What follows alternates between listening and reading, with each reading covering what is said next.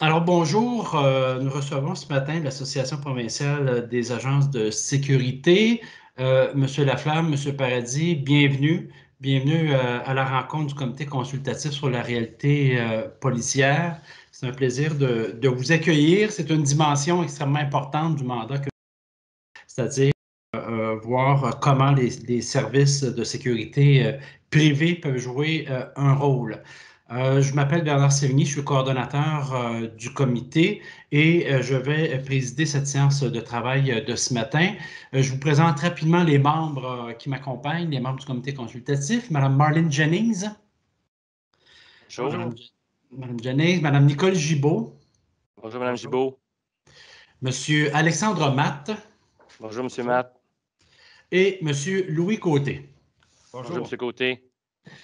Alors, simplement rappeler les consignes, 10 minutes de présentation de votre part et ensuite on va s'engager dans une discussion questions-réponses pendant une vingtaine de minutes.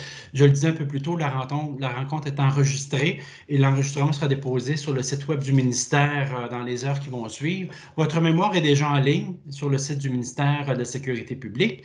Alors, voilà, je vous laisse, Monsieur Laflamme, la parole pour vous présenter votre collègue également et quand vous serez prêt à débuter, on partira le chrono d'une dizaine de minutes. Alors, la parole est à vous.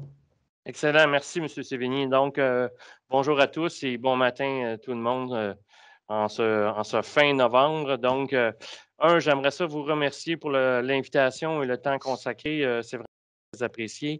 Je me présente et je vais commencer par M. Paradis. Donc, M. Paradis est conseiller spécial, nous a aidé dans la rédaction du mémoire. Je n'ai pas besoin de vous mentionner son ancienne vie. Je pense que vous le connaissez tous. Pour ma part, donc, je suis le président de la PAS et c'est un titre. Je suis élu par les membres. C'est du bénévolat, là. Je représente l'association. Mon métier, c'est propriétaire d'entreprise, entrepreneur, Gardium Sécurité. Donc, une entreprise de 2400 employés, un des plus grands joueurs de la propriété privée au Québec. Sans plus tarder, donc, j'aimerais vous parler de la PAS, de l'association. On représente aujourd'hui, en ce moment même, avec le temps du COVID, plus de... Madame Gibault, ça va bien? Vous nous entendez ou pas? Est-ce que c'est possible? C'est-tu juste moi ou on ne le voit plus? Ah, on a perdu l'image, ouais, c'est peut-être la caméra qui a été désactionnée. OK, OK. on vous voit Monsieur plus. Laflamme, C'est revenu. voilà, Bon, j'ai pas voilà. pesé, ça l'a comme probablement lâché, je m'excuse, mais Non, si c'est ça correct. arrive, vous faites-moi signe, puis on le Ben, repartira. vous avez vu ma mimique, là? C'est correct, c'est la technologie, hein? C'est ça. Voilà. Que ça marche, la technologie. On va C'est devenir ça. des experts. Exact, Allez-y, exact. Monsieur Laflamme. Peut-être dans 3 ans, c'est ça. Alors, au niveau de l'association, on présente plus de 20 000 agents de sécurité en ce moment. Avec la COVID, ça a augmenté quand même beaucoup. Plus de 25 agences de sécurité. Je vais nommer quelques-unes là, pour que vous compreniez, que ce soit Garda, Securitas, Corps commissionnaire, Gardia, mon entreprise, G4S, Trimax et Sécurité Sirois. Donc, c'est une association de plus de 36 ans, 40 ans d'existence. Si on retourne avec les anciennes lois, là, ça fait plus longtemps que ça. Donc, l'association existe depuis longtemps. L'environnement réglementaire a évolué énormément dans les dernières années. Premièrement, comme vous savez peut-être, ou en tout cas, j'imagine que vous avez tous passé à travers la mémoire, là, on est régi par un décret, donc le CPAS, le Comité paritaire des agents de sécurité, donc plus de 36 ans d'existence. Et son rôle, dans le fond, c'est de définir les conditions de travail dans le milieu de la sécurité. C'est un décret, donc on s'entend sur une convention collective et avec l'ensemble des joueurs et du côté des métallos. Et par la suite, c'est transformé en décret pour l'ensemble des joueurs, que ce soit les entreprises syndiquées ou non syndiquées. Donc, il y a à peu près 125, entre 115 et 125 entreprises au Québec. Et toutes ces entreprises sont régies par le même décret. Dans le fond, la compétition ne se fait pas sur le dos des travailleurs, mais c'est bel et bien, il faut être en mesure de bien exécuter son travail. Ensuite, le Bureau de la sécurité privée, rapidement, il y a 10 ans, est venu encadrer toute la question du métier d'agent de sécurité, donc avec l'émission des permis, la vérification des antécédents criminels, à savoir s'assurer que le secteur de la sécurité privée n'est pas infiltré par la crime organisée. Et sa mission première, c'est de protéger le public. Donc, ça vient aussi définir la formation et des normes de comportement au niveau des agents de sécurité. Donc, la loi maintenant a donc 10 ans. Le BSP est dans son aire d'aller, beaucoup mieux structuré. On est rendu là aujourd'hui en 2020. Donc, aujourd'hui, l'industrie a un cadre légal et avec le BSP et le CPAS, je pense qu'on est beaucoup mieux outillé pour s'en aller vers le professionnalisme et surtout le soutien face au corps policier. Mon premier message pour vous, on n'est pas là pour vous dire comment gérer les corps de police ou quoi dire ou quoi faire. On n'est pas là non plus pour se substituer à être un agent de la paix. L'industrie de la sécurité privée, les agents de sécurité, on ne veut pas d'armes, on ne veut pas se ressembler, être proche de l'uniforme d'un policier. D'ailleurs, pour la petite histoire, là, je ne sais pas si vous connaissez ça, mais par le passé, le Bureau de la sécurité privée a déjà passé des résolutions. Ça ne s'est jamais rendu en règlement, mais on avait accepté la passe, donc d'avoir des couleurs différentes pour se sortir un peu de l'image de la police. C'est vraiment dans cet esprit-là, mais ça ne s'est jamais rendu en réglementation. On ne veut pas avoir le pouvoir d'un agent de la paix non plus. Et dernièrement, on ne veut pas privatiser la police. Donc, vous allez me dire, bon, mais qu'est-ce que vous voulez? Qu'est-ce que la passe veut? Dans le fond, ce qu'on vous dit, c'est qu'on est disponible. On lève la main et on est disponible dans un contexte de partenariat pour effectuer des tâches qui sont non essentielles à la mission première de la police. Dépendamment comment vous allez le recentrer. Vous allez recentrer la mission de la police. Je pense que les sous ne sont pas infinis et dans le contexte ce que vous considérez comme peut-être moins prioritaire ou lorsqu'il n'y a pas d'urgence, lorsque les opérations sont terminées, qu'il y a du travail encore à faire au niveau du métier, des tâches qui sont secondaires, on peut venir donner un soutien. Qu'est-ce que ça veut dire? J'ai quelques exemples bien précis qui sont dans la mémoire que j'aimerais un peu articuler. On a encore perdu votre image, M. Laflamme, si vous voulez actionner la caméra. Voilà. Excellent. Puis, je vous promets, ce n'est pas moi qui y touche. Je ne sais pas ce qui se passe. Alors, le premier exemple, c'est la question de l'application des divers règlements municipaux.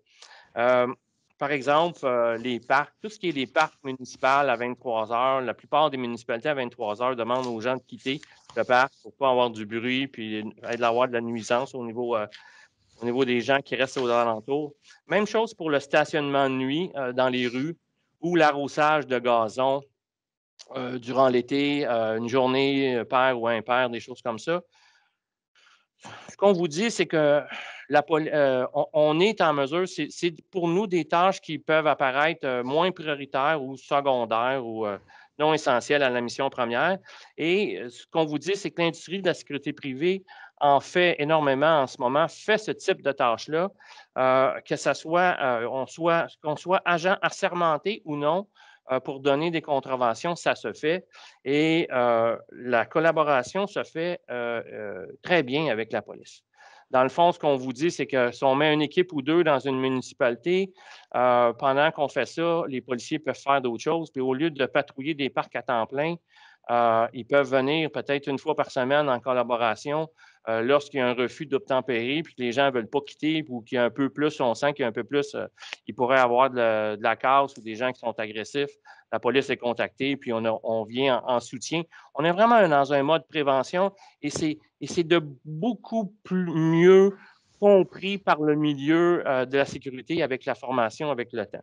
Donc, c'est un exemple concret qui, je pense, démontre. Moi, pour le premier, là, dans mon entreprise, il y a 15 ans, là, on en a fait vraiment beaucoup dans des parcs municipaux sur toute la rive sud de Montréal. Si vous voulez qu'on revienne là-dessus par la suite, on pourra revenir. Le deuxième, la surveillance de prévenus en attente de comparution. Peut-être que vous ne le savez pas, mais la SQ, depuis quelques années, donne un contrat à des agences de sécurité à travers le Québec. Je ne sais pas si c'est fait dans tout l'ensemble des territoires, mais pour surveiller les gens qui sont en attente de comparution pour peu importe la raison, là, que ce soit le vendredi soir ou le samedi soir à 2 heures du matin, pour se rendre jusqu'au lundi, puis de passer devant un juge comme Mme Guibault. Je pense à Mme Guibault en ce moment. Donc, ça prend quelqu'un pour surveiller, remplir les registres, s'assurer du bien-être de l'individu, visionner la personne, le sujet, s'assurer que ce soit par caméra ou garder un visuel. Dans le fond, protéger cette personne-là contre elle-même en cas qu'il arrive quelque chose. Et ça permet aux policiers de retourner sur la route. Et c'est fait dans un cadre contractuel. Il y a quelques corps municipaux aussi, corps de police municipaux qui le font, mais je ne pense pas que c'est fait de façon ouverte et par l'ensemble des corps municipaux. Je pense qu'il y en a quelques-uns, dont la ville de Saint-Eustache, que je sais. Je suis un résident de Saint-Eustache. Je sais que la ville de Saint-Eustache font ça présentement. Le troisième exemple, c'est tout ce qui est assistance en cas de sinistre ou dans des urgences. On protège très rarement des sites lorsqu'il y a eu un feu, par exemple. Ce n'est pas dans la culture en ce moment, mais c'est un exemple là, qui pourrait, où il y a plus d'opérations. Je ne dis pas quand le feu est en train on est en train de l'éteindre, mais par la suite, on doit garder un périmètre. Des fois, on a des choses à aller fouiller par la suite. C'est un exemple où on peut protéger la scène et donner un coup de main aux policiers pour réduire le nombre de personnes qui sont sur le site. L'exemple que j'ai en tête est celui de Lac-Mégantic, où ça a duré des mois, vraiment des mois. Vous avez encore 1 minute, M. Laflamme. Oui. Poursuivez, oui. Parfait. Alors, vous faites bien de me le dire. Donc, en conclusion, si vous décidez d'aller de l'avant de ce côté-là et d'explorer le partenariat avec le privé, ce n'est pas juste le cadre légal, c'est aussi un enjeu de culture. Je pense qu'il faut que les municipalités puis les corps de police soient conscients qu'il y a quelque chose à changer là-dedans. Et le dernier exemple que j'aimerais parler, c'est l'exemple de la recherche en forêt. On utilise des bénévoles, des civils pour venir aider les policiers. Je pense qu'au lieu d'avoir 40 ou 50 ou 60 policiers dans une forêt, il peut peut-être en avoir 10 de moins et avoir des agents de sécurité qui sont formés spécifiquement en soutien à la police. En résumé, on ne veut pas être policier, on ne veut pas les pouvoirs, on est là pour vous aider dans des tâches secondaires. On est prêt à avoir de la formation spécifique. Puis surtout, on est disponible sur un comité de travail si vous le jugez pertinent de gratter davantage puis d'identifier des pistes de solutions de votre côté. Voilà. Alors, merci, M. Laflamme. La table, je pense, elle est mise. Puis effectivement, j'avais oublié de préciser, mais les membres ont reçu au préalable votre mémoire, qu'ils ont lu avec attention, je pense. Alors, on va procéder à la période de questions. On va commencer avec Monsieur Matt. Vous avez la parole. Oui, merci. Heureux de vous accueillir. Monsieur Laflamme, vous avez parlé il y a quelques instants de projet d'uniforme pour les agents de sécurité. Je comprends bien, là, actuellement, c'est laissé libre à chacune des agences, les couleurs d'uniforme. Oui, ça a été accepté par la PAS et par le Bureau de la sécurité privée. Il y a eu une résolution au conseil d'administration de fait il y a quelques années à l'époque, avant que je sois membre du CA. Et finalement, la réglementation ne s'est jamais n'est jamais entré en vigueur au niveau gouvernemental. Pour une raison que moi, j'ignore, mais je peux vous confirmer que la résolution est passée au CA. Ça, je peux vous affirmer cet élément-là. Donc, je comprends que vous seriez en faveur qu'il y ait une réglementation plus contraignante pour que les agences respectent un code vestimentaire. Je vous confirme, monsieur. Merci. Merci, M. Matt. M. Côté. Oui, bonjour. Bonjour, M. Côté. Vous allez bien? Oui, ça va bien. Il y a un grand débat là-dessus depuis plusieurs années, le rôle de la police et le rôle des agences privées. Puis, si les chiffres sont toujours à jour, il y a quand même 45 000 agents privés. En plus, il y a plus de 1000 entreprises.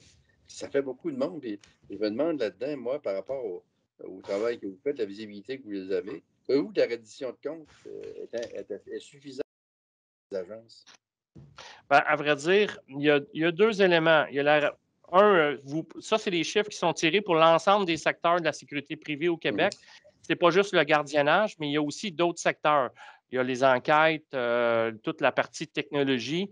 Dans le contexte ici de la part, ce qu'on représente, on représente juste le gardiennage. Fait que ça, c'est un élément qui est important. Votre caméra, M.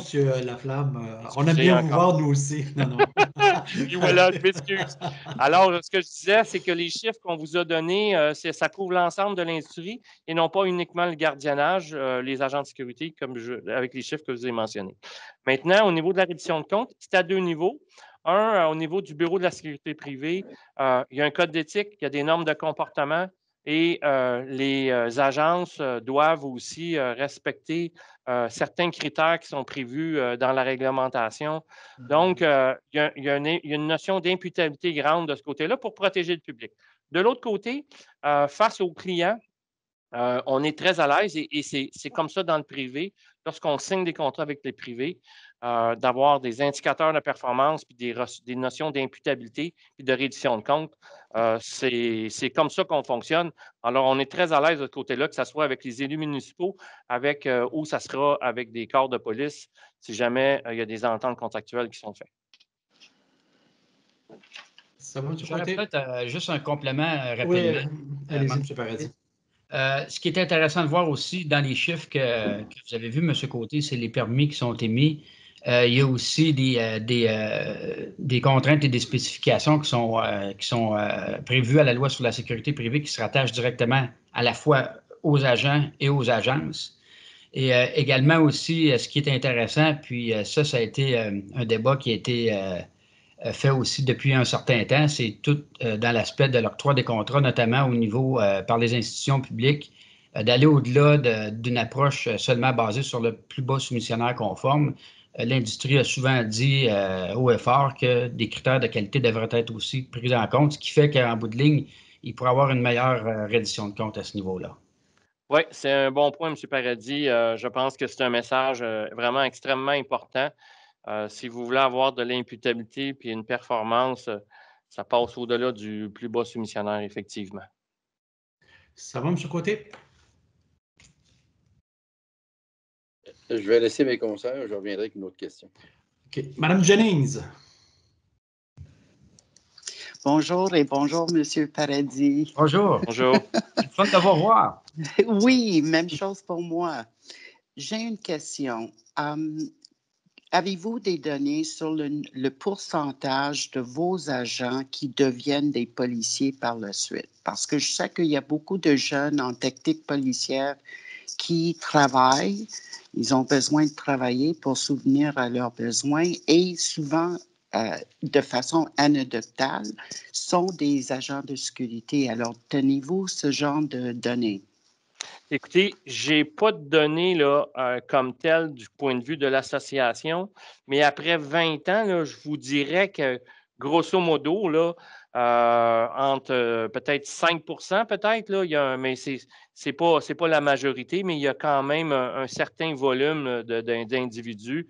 On pourrait faire le tour là, pour avoir un chiffre plus exact en prenant l'ensemble des plus grandes agences puis faire une évaluation. On pourrait vous revenir avec un chiffre plus exact en prenant un échantillon de l'ensemble de nos membres, mais je vous dirais que ça tourne autour de ça. Puis de l'autre côté, la même chose pour les gens qui il y a beaucoup d'individus qu'après la retraite, les policiers viennent aussi dans les agences au niveau, surtout dans la partie investigation, enquête. Merci beaucoup. Et deuxième petite question, avez-vous des pourcentages sur la diversité raciale, culturelle de vos employés, vos agents? C'est une très bonne question. Malheureusement, on n'a pas la même chose. On est une association, mais on est des compétiteurs. Alors, c'est quand même difficile d'avoir de l'information entre chaque. Mais donc, je n'ai pas ça, mais je pourrais vous dire que, grosso modo, ça suit pas mal la population avec les groupes parce qu'on a différentes communautés dans nos rangs, là, que ce soit chez nous ou dans mes membres, là, je reconnais. Madame Gibault. Oui, bonjour, messieurs. Bonjour. Lorsque vous parlez de surveillance de prévenus en attente de comparution ou de toutes ces choses-là, et vous dites la SQ, vous en faites pour la SQ, puis certains corps municipaux, vous avez des ententes spécifiques avec chacun ou c'est une espèce de contrat global ou c'est tout le temps les mêmes?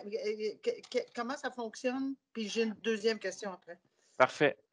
Pour la première, donc la SQ donne un contrat par région qui couvre un certain nombre. La dernière fois que j'ai vu l'appel d'offres, je pense que ça couvrait l'ensemble de la province ou pratiquement. Il faudrait que je le regarde, mais je suis pratiquement sûr. Pour ce qui est des corps municipaux, ça marche corps municipaux par corps municipaux. Par exemple, pour la ville de Saint-Eustache, c'est la ville de Saint-Eustache qui donne le contrat pour son poste de police. OK, avec des prix différents, j'imagine, selon les capacités ou etc. OK. C'est ça. Deuxième question, sur la question de l'imputabilité, mais vous avez parlé que vous avez un code d'éthique, c'est exact? Exact. Mais qu'est-ce que c'est les étapes? Alors, quelqu'un fait une plainte, peu importe, là, il se plaint d'un de vos agents, etc. Comment ça fonctionne? C'est quoi la hiérarchie dans l'imputabilité? À qui vous... Comment ça fonctionne, s'il vous plaît? C'est une très bonne question. Premièrement, la plupart des agences, de grandes agences, ont leur propre code d'éthique pour leur organisation parce qu'on ne veut pas faire les manchettes. Notre travail, c'est d'être en arrière de rideau. On ne veut pas donc, et on va gérer la plainte avec que ce soit le client parce qu'on fait un contrôle d'accès, empêcher quelqu'un d'entrer et on va gérer par la suite. Ça, c'était à notre propre niveau avec le client ou le citoyen. Par la suite, l'individu est libre aussi d'aller au bureau de la sécurité privée. Et là, à ce moment-là, c'est tout un processus qui est complètement indépendant. Le bureau de la sécurité privée a une équipe d'enquêteurs et ces gens-là vont faire une enquête et on n'est totalement pas impliqué dans le dossier. On ne connaît pas les conclusions à l'exception que s'ils décident de suspendre ou de révoquer le permis d'un agent. À ce moment-là, on reçoit un appel et on reçoit une lettre qui confirme que pour telle raison, l'individu, son permis est révoqué. Et nous, on n'est pas en lien, mais ça se fait indépendamment avec une équipe du Bureau de la sécurité privée qui est des enquêteurs chevronnés qui font ça à la journée longue. Merci beaucoup. Merci. Merci, Mme Gibault. Moi, j'ai deux questions, M. Laflamme. Dans un premier temps, parce qu'on a lu également les mémoires d'entreprises de sécurité. Et l'impression qu'on a, c'est qu'à la création du BSP en 2010, il y a eu une espèce de rendez-vous manqué eu égard aux tâches qui auraient pu plus explicitement être confiées au privé. Cela dit, pourquoi on ne l'a pas fait il y a 10 ans? Quelles sont les raisons, selon vous, qu'il n'y a pas eu plus d'arrimage que ça? Et est-ce que ces conditions-là persistent encore aujourd'hui? Je comprends c'est une très bonne question. Je pense qu'il fallait laisser le temps, je dirais, j'ai l'image de laisser la crème remonter, on pourrait dire ça comme ça. L'organisation était jeune. Il faut émettre 45 000 permis dans toute l'industrie, couvrir 6 secteurs. Ça ne se fait pas du jour au lendemain. L'organisation, je n'étais pas proche à ce moment-là, avait aucun sou. faut bâtir tout ça. Ça a pris au minimum 5 ans. Et toutes les procédures, etc., se donner un code d'éthique dans l'organisation, stabiliser l'organisation. Bref, ça a été, je vous dirais qu'on a un bureau de la sécurité privée qui sort de l'adolescence, si je pourrais sortir comme ça, et on est rendu à l'étape de dire, bon, mais là, on passe à la deuxième étape et on est beaucoup plus solide sur nos pieds, mais il fallait prendre le temps de faire les choses correctement. Je pense qu'il aurait été trop tôt il y a 10 ans pour faire ça. Malheureusement, il fallait passer cette période-là pour placer l'organisation. Aujourd'hui, on a des équipes qui sont stables, beaucoup mieux structurées pour faire notre travail. En complément de ça, c'était vraiment une étape cruciale, l'avènement de la loi sur la sécurité privée en termes de réglementation, professionnalisation. Puis en parallèle, vous aviez une réforme de la loi sur la police, la fameuse réforme de 2001. Donc, c'était une très, très grosse bouchée. Là. Puis déjà, le fait que l'industrie se soit... qu'il y ait eu un cadre légal qui se soit mis en place avec une professionnalisation, c'était un gain. Là. Puis maintenant, ben, justement, comme M. Laflamme dit, il y a beaucoup de choses qui ont évolué depuis lors. Juste un complément. Voilà. Oui, c'est ça. Juste comme complément d'information, il y a 15 ans, avant le Bureau de la sécurité privée, un permis s'obtenait auprès de la SQ en 24 ou 48 heures. Aujourd'hui, ça prend 3-4 semaines.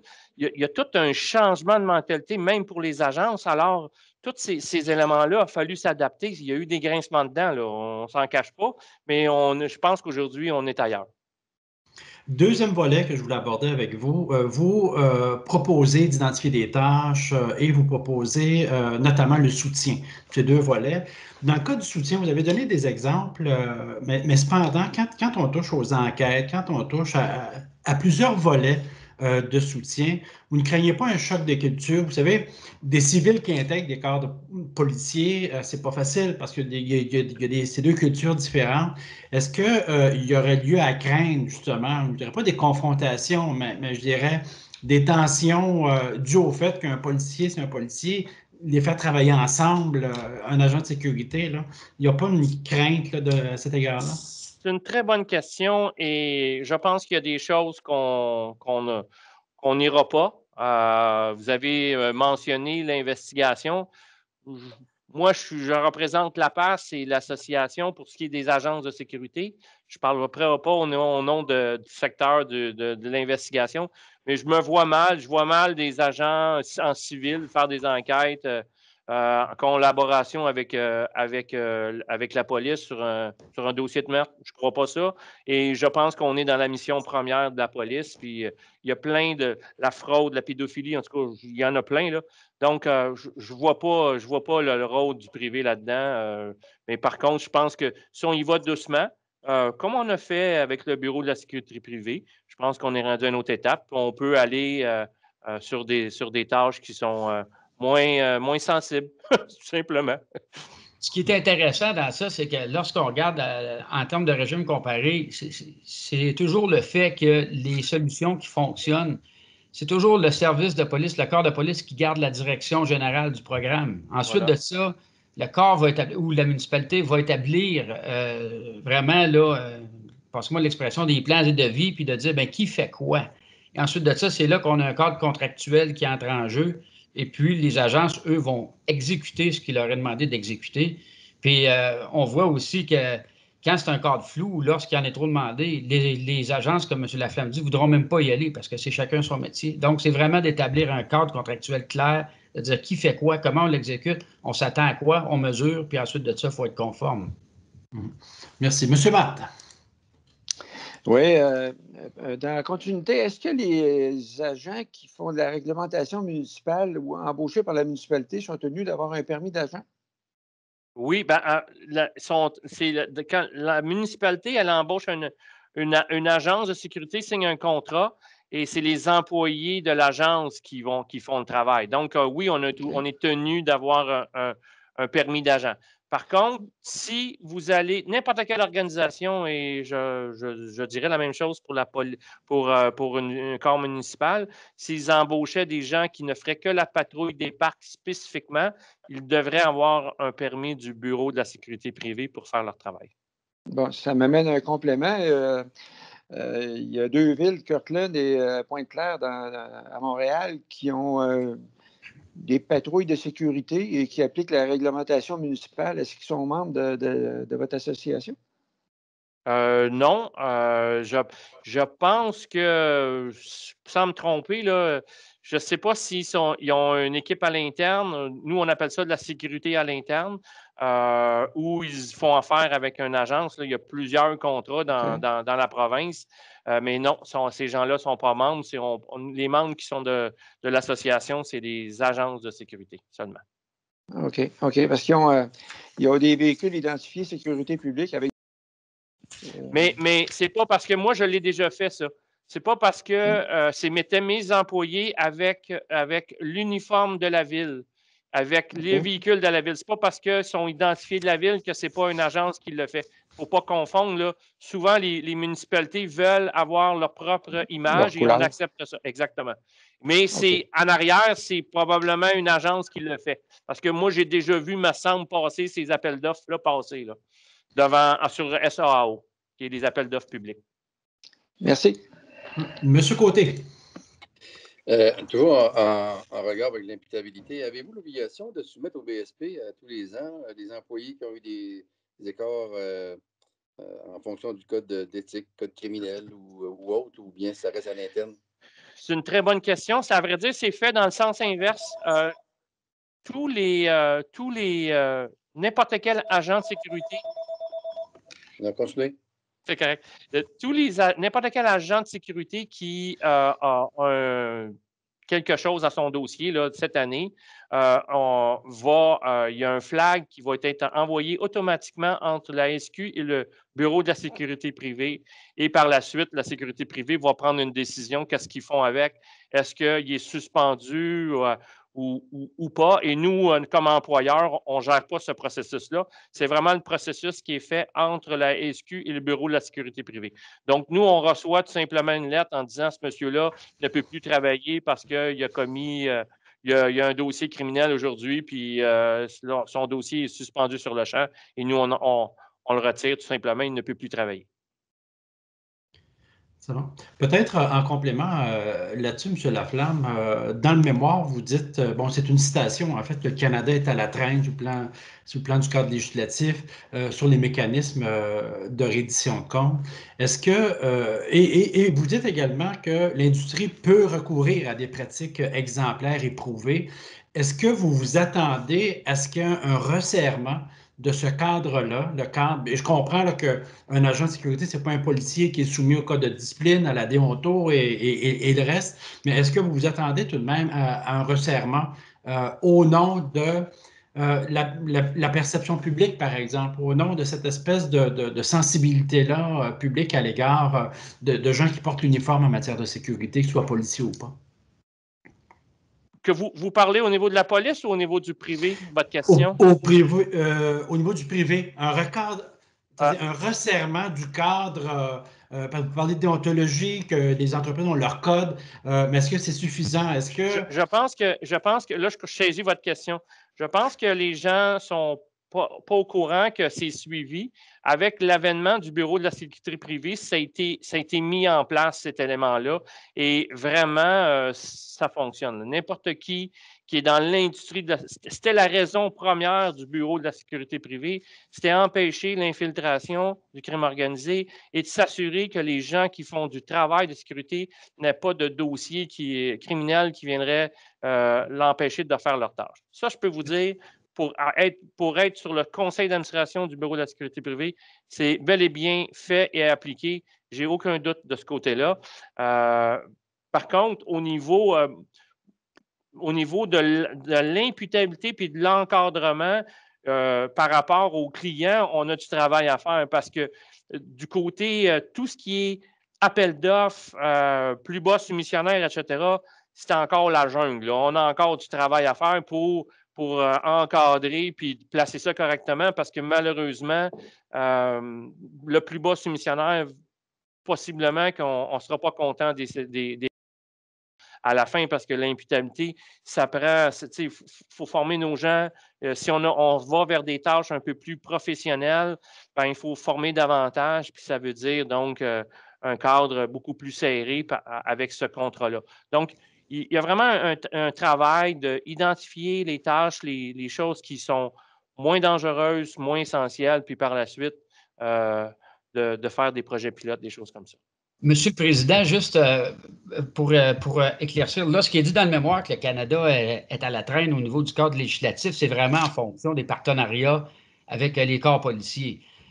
Lorsqu'on regarde au Québec au niveau de la loi sur la sécurité privée, le Québec peut être cité en exemple au Canada. C'est vraiment l'endroit où la réglementation, professionnalisation est le plus à point.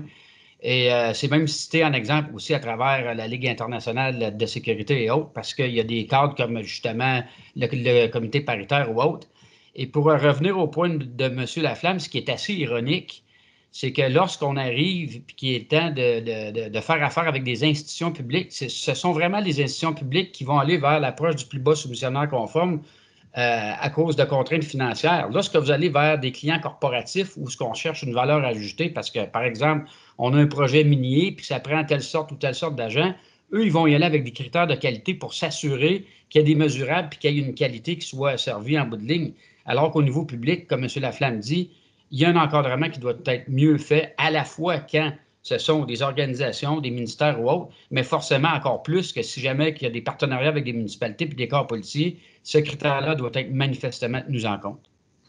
Et ça existe dans l'ingénierie, par exemple. Il y a des critères de qualification dans le monde municipal pour éviter justement que ce soit le plus bas soumissionnaire conforme. Mais là, vertigineuse, messieurs. Je pense que, à moins que mes collègues aient d'autres questions, ce serait la fin de cette séance. Monsieur le Président, j'ai juste un point d'ordre technique que je voudrais valider parce que c'est un dossier public. J'ai noté lors de la révision du dossier qu'une erreur technique qui s'est glissée à la page 28. C'est à la page 28 du mémoire, du paragraphe 1.1. On devrait substituer les termes annexe G par règlement sur les services policiers que les corps de police municipaux et la Sûreté du Québec doivent fournir selon les niveaux de compétences. C'est vraiment parce que l'annexe G a été substitué par ce règlement-là. Puis dans le jargon, on continue encore d'utiliser annexe G, mais c'est juste un point de clarification.